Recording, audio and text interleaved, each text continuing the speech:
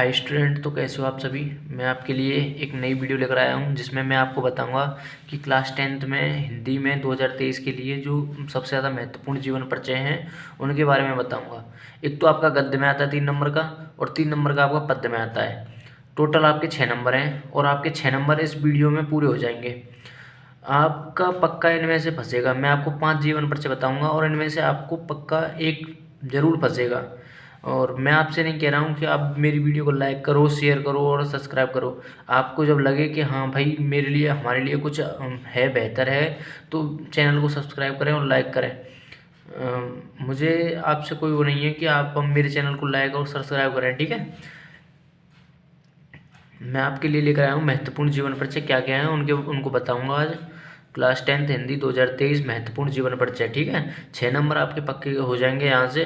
3 number आपका गद्य का आएगा और 3 नंबर में आपका पद्य का आएगा और 6 नंबर आपके टोटल हो जाएंगे, ठीक है। इस तरह से बस बस इन 5 जीवन परिचय को पढ़कर जाना है। जो मैं आपको बता रहा हूँ इनको 5 को पढ़कर जाना है, और आपको और अन्य कोई जीवन परिचय पढ़ना ही नहीं है। इनमें से ही आपको ज़रूर मिल जाएगा, ठीक है। पहला नंबर जीवन परिचय है आपका आचार्य रामचंद्र शुक्ल। सबसे ज़्यादा इंपॉर्टेंट है, मोस्ट इंपॉर्टेंट है। इसके बारे में जितनी ज़्यादा कहूँ ना इम्पोर्टेंट उतना कम है, ठीक है। इसके आने के चांस सबसे ज़्यादा है। इनका जो पाठ है ना मित्रता, बहुत ही बहुत ही अच्छा पाठ है। और उससे जो गद्यांश आने की बहुत ज़्यादा संभावना है। उससे कोई ना कोई गद्यांश जरूर फंस सकता है, ठीक है। वो भी बहुत ज़्यादा इम्पोर्टेंट चैप्टर है, मित्रता। और इनका जीवन परिचय हर बार पूछा जाता है, कई सालों से मैं लगातार देख रहा हूँ। और जब हमने भी अपना एग्ज़ाम दिया था बोर्ड का, तो वहाँ पर भी आचार्य रामचंद्र शुक्ल का जीवन परिचय पूछा गया था, ठीक है। और जीवन परिचय में भाई होता ही क्या है, एक तो आपको जन्म याद करना है, जन्म कब हुआ है, ठीक है। और उसके बाद उसकी प्रारंभिक शिक्षा कहाँ से प्राप्त की। और उसके बाद आपको उनकी जो होता है मृत्यु और रचनाएं, यानी कि हेडिंग डाल डालकर अच्छी तरह से आपको लिखना है। और मैं आपको बताऊंगा किस तरह से लिखना है, ये भी मैं बताऊंगा, ठीक है। और इस तरह से आपको डाल देना है। वैसे ज़्यादा कुछ नहीं है। जन्म, मृत्यु और प्रारंभिक शिक्षा उन्होंने कहाँ कहाँ से प्राप्त की, माता पिता का नाम और थोड़ा सा बढ़ जाए इससे, और मृत्यु कब हुई, और रचनाएं क्या क्या हैं इनकी, ठीक है। ये सब चीज़ें होती हैं। और मैं आपको लिखकर भी बताऊंगा किस तरह से अच्छी तरह से लिखना है, जिससे कि आपका एग्जामिनर के ऊपर प्रभाव पड़ सके। और आपको अच्छी तरह से लिखना है। आप पर ना आए ना तो खाली ना छोड़ें कभी, क्योंकि खाली छोड़ने से, देखो ये मानो ये तो ये आप खाली छोड़ाते हैं, तो ये इससे अच्छा है ये आप उसमें कुछ ना कुछ बनाकर हेडिंग डालकर गलत ही लिख के आएँ, पर लिख कर आएँ, क्योंकि इससे बेहतर है ये। यहाँ जब एग्जामिनर भाई कुछ देखा ही नहीं, कुछ लिखा ही नहीं है आपने, तो नंबर किस पर दे। लेकिन यहाँ पर नंबर मिलने के चांस बन जाते हैं, क्योंकि आपने कुछ ना कुछ तो लिखा है और उसे अच्छी तरह से लिखें हेडिंग डालकर, तो आपको नंबर मिलने के चांस बन जाते हैं। और इसमें आपको नंबर नहीं मिलेंगे, ठीक है। ये आप और अगला नंबर जीवन परिचय मैं आपको बताऊंगा। गद्य में मैं आपको 2 जीवन परिचय बता रहा हूँ, मोस्ट इंपोर्टेंट। और इनको दोनों को तैयार करिए, दोनों ही मिल जाए यहाँ तक है तो आपको, नहीं एक तो अवश्य मिलेगा। एक जीवन परिचय आपको अवश्य मिलेगा इनमें से। आप आपके लिए ये भी बहुत ही ज़्यादा इम्पोर्टेंट है। जयशंकर प्रसाद का आपका गद्य में ये दूसरा नंबर पार्ट है, जिसका नाम है ममता। ममता नामक जो पार्ट है वहाँ से वो इनका ही जो है, इनकी रचनाएं, इनका ही पार्ट है वो, जयशंकर प्रसाद जी का। और तो इनका जीवन परिचय भी बहुत ही ज़्यादा इम्पोर्टेंट है, और छायावादी युग के लेखक हैं ये। और इन दोनों जीवन परिचयों का फंसने का भाई साहब 100% दावा देता हूँ कि दोनों में से एक अवश्य फंसेगा आपका, ठीक है। और ये गद्य के 2 जीवन परिचय मैंने आपको बता दिए हैं, इनमें से कोई एक जरूर फंस जाएगा। अब मैं आपको बताता हूँ पद्य का। पद्य कि पद्य में किस कवि का जीवन परिचय फंसेगा, तो उसके लिए मैंने 3 जीवन परिचय बताए हैं, उनको आप देखिए, ठीक है।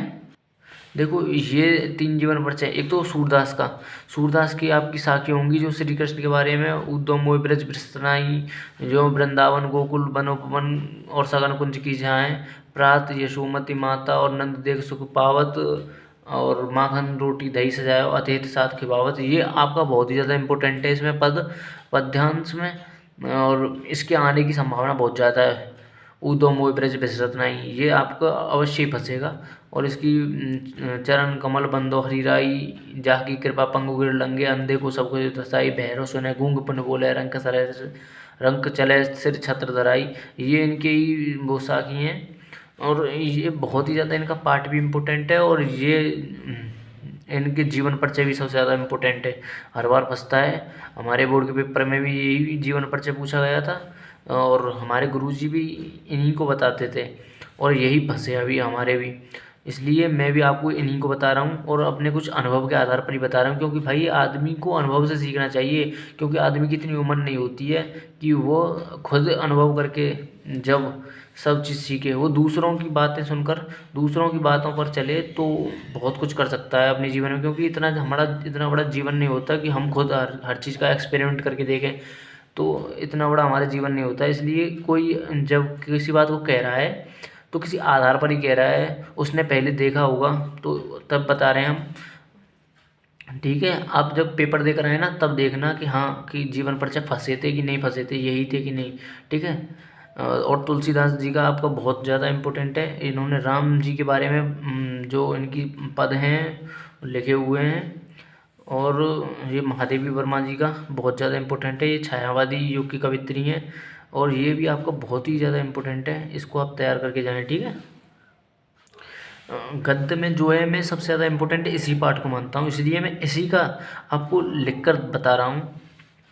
ये जो है ज़रूर फंसेगा, ज़रूर आपके पेपर में आएगा। और लिखने का तरीका आपको इतना अच्छा रखना है कि एग्जामिनर देखकर खुश होकर नंबर दे, आपको खुश होकर नंबर दे। और जिस तरह से आप लिखोगे, जैसे प्रश्न संख्या 1 इस तरह से डालना है आपको। प्रश्न संख्या जैसे जौन सा प्रश्न है आपको माना हमने 3 नंबर प्रश्न है तो प्रश्न संख्या 3 डालकर फिर उसके बाद में आपको उत्तर संख्या डालना है। ठीक है। उत्तर संख्या कौन सी है तुम्हारी? ठीक है। फिर आपको उत्तर संख्या डालनी है कि उत्तर संख्या कौन सी है? 3। ठीक है। फिर आपको जीवन परिचय इस तरह से हेडिंग डालनी है जिससे अच्छा लगे एग्जामिनर को। काली पेन से डालनी है, मैंने तो भाई नीली से डाल दिया है लेकिन आपको काली पेन से ही डालना है। और बीच में इस तरह से आपको आचार्य रामचंद्र शुक्ल का जीवन परिचय लिख रहे हैं तो बीच में अच्छी तरह से लिखना है, बड़े बड़े अक्षरों में। बीच में कॉपी के बीच में हेडिंग डालनी है अच्छी तरह से और हेडिंग डालकर और ये अंडरलाइन कर देनी है अच्छी तरह से। उसके बाद यहाँ पर लिखना है जीवन परिचय। जब जीवन परिचय लिखना है तो उसके बाद एक लाइन यहाँ से नीचे से लिखना शुरू करना है कि आचार्य रामचंद्र शुक्ल का जन्म सन 1884 ईस्वी में बस्ती जिले के अघोना नामक ग्राम के एक संपन्न परिवार में हुआ था। अर्थात आचार्य रामचंद्र शुक्ल का जन्म जो है 1884 ईस्वी में हुआ था। बस्ती इनका जिला था कोई, अघोना इनके गांव का नाम था और एक संपन्न यानी कि धनी परिवार में इनका जन्म हुआ था। इनके पिता चंद्रवली शुक्ल इनके पिता थे, उनका नाम था चंद्रवली शुक्ल, जो कि मिर्ज़ापुर में कानून गो थे। जो कि मिर्ज़ापुर में क्या थे? कानून गो थे एक। इनकी माता अत्यंत विदुषी और धार्मिक महिला थी। इनकी जो माता थी अत्यंत धार्मिक महिला थी। ठीक है। इनकी प्रारंभिक शिक्षा दीक्षा अपने पिता के पास जिले की राठ तहसील में, यानी कि जो इनकी प्रारंभिक शिक्षा दीक्षा क्या अपने पिता के पास जिले की राठ तहसील में हुई थी। इनकी जो शुरुआती शिक्षा होती है, प्रारंभिक शिक्षा जैसे 1 से 5 तक जो शिक्षा होती है, यानी कि शुरुआती शिक्षा उनकी कहाँ पर हुई थी? इनके पिता के पास जिले की राठ तहसील में, राठ कोई तहसील थी, वहाँ पर इनकी प्रारंभिक शिक्षा हुई। इन्होंने मिसल स्कूल से 10वीं की परीक्षा उत्तीर्ण की। एक मिशन स्कूल था जहाँ से इन्होंने हाई स्कूल किया, यानी 10th पास किया। और गणित में कमज़ोर होने के कारण इनकी शिक्षा आगे नहीं बढ़ सके, यानी कि जो गणित में ये अत्यंत कमज़ोर थे, इसी वजह से इनकी शिक्षा आगे ये पढ़ ही नहीं सके। इन्होंने FA की शिक्षा इलाहाबाद से ली थी। FA यानी इंटरमीडिएट की शिक्षा इन्होंने इलाहाबाद से ली थी, परंतु परीक्षा से पहले ही विद्यालय छूट गया और परंतु पेपर भी नहीं हुए, यानी कि इंटरमीडिएट कर ही नहीं पाए और इनकी जो है विद्यालय छूट गया। इसके पश्चात इन्होंने मिर्ज़ापुर के न्यायालय में नौकरी आरंभ कर दी। इसके बाद जिन्होंने क्या किया कि मिर्ज़ापुर के नौकरी करना प्रारंभ कर दिया। ठीक है। और यह नौकरी इनके स्वभाव के अनुकूल नहीं थी। जो ये नौकरी थी इनके स्वभाव के अनुकूल नहीं थी। अध्यापन का कार्य करते हुए इन्होंने अनेक कहानी, कविता, निबंध, नाटक आदि की रचना की। यानी कि अध्यापन का कार्य करते हुए इन्होंने बहुत सारी कहानी, कविता, निबंध, नाटक आदि की रचना की। इन्होंने 19 वर्ष तक, यानी कि 19 वर्ष तक काशी नागरिक प्रचारणी सभा, इसको अच्छी तरह से हेडिंग अंडरलाइन करके काली पेन से डालना है आपको अच्छी तरह से, और इस तरह से इन्वर्टेड कॉमा में बंद करके, का संपादन भी किया। हिंदी का यह दिग्गज साहित्यकार सन 1941 ईस्वी में स्वर्गवासी हो गया। ठीक है, इतना आपकी समझ में आया होगा। और 1941 में इनकी मृत्यु हो गई। 1884 ईस्वी को इनका जन्म हुआ था। उसके बाद आपको जब ये सब हो जाए तो उसके बाद रचनाएं हेडिंग डालकर वहाँ पर आपको लिखना चिंतामणि, रश्मि मानसा, त्रिवेणी। आपको ये 3 रचनाएं लिखनी। आपके 3 नंबर पक्के हैं, कोई नहीं काट सकता है। मैं एक गारंटी देता हूँ। और आप यदि क्वेश्चन नंबर नहीं डालेंगे और प्रश्न संख्या, उत्तर संख्या अच्छे से नहीं लिखेंगे तो भाई टीचर को भी अब ढूंढने में प्रॉब्लम होगी, तो वो भी उससे हमें कम नंबर देगा। इसलिए आप अच्छे से अच्छा डाल कर आए। आपको चलो मान लो बीच में से कुछ नहीं आ रहा है, तो आप बना कर लिख दो। पर हेडिंग जिस तरह से आचार्य रामचंद्र शुक्ल बीच में डालकर और जीवन परिचय लिखकर अच्छी तरह से लिखोगे ना, तो आपका मैं दावा करता हूँ कि आपके नंबर को काट ही नहीं सकता कैसे भी एग्जामिनर को आपके नंबर थोड़ी काटने हैं। अरे भाई उसे तो अच्छा दिखेगा ना, अच्छा लिखा हुआ है, उसे तो अपने पैसे बनाने होते हैं। जितनी ज़्यादा कॉपी चेक करेगा उतनी ज़्यादा पैसे हैं। आप जितना अच्छा लिखोगे जल्दी जल्दी कॉपी चेक करके आपके अच्छे नंबर दे देगा। ठीक है, हिंदी तो यार बहुत आसान है। हिंदी में तो हमारे हाई स्कूल में 86 नंबर थे और इंटर में हमारे 87 नंबर थे। और सिर्फ इसी आधार पर पढ़े थे, इम्पोर्टेंट और अच्छी तरह से पास हो गए।